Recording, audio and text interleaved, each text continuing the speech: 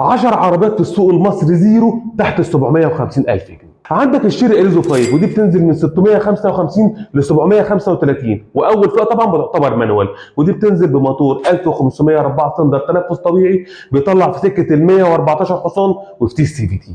عندك النيسان الصني من 645 ل 745، واول فئه طبعا مانوال، ودي بتنزل بموتور 1504 سلندر تنفس طبيعي بيطلع في سكه ال 108 حصان ومتوصله بفتيس اوتوماتيك عادي جدا.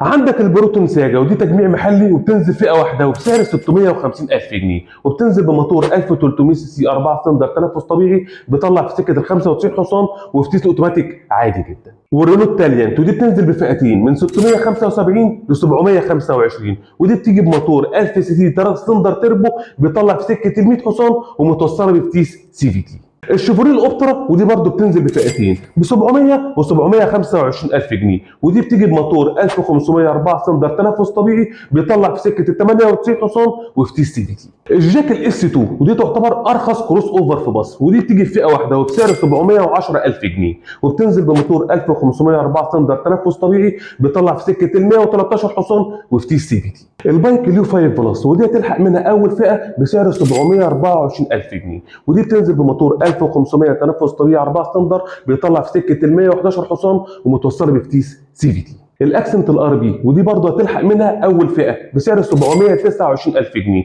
ودي بتنزل بموتور 1600 تنفس طبيعي 4 سلندر بيطلع في سكه ال 125 حصان ومتوصله بفتيس اوتوماتيك عادي جدا، ودي افضلهم اداء واكثرهم اعتماديه. واخيرا وليس اخيرا الماتسوبيشي ميراج والماتسوبيشي اطراج بسعر 670,000 جنيه بعد عرض الكاش باك اللي عليهم، ودول بيجوا بمواتير 1000 سي سي 3 سلندر تنفس طبيعي بيطلع في سكه ال 76 حصان ومتوصله فتايس سي في تي، ودول طبعا الاقل اداء. وقول لي بقى لو معاك في سكه ال 700,000 جنيه هل هتجيب حاجه من اللي احنا قلناهم ولا هتجيب حاجه مستعمله استخدام نظيف؟ سلام.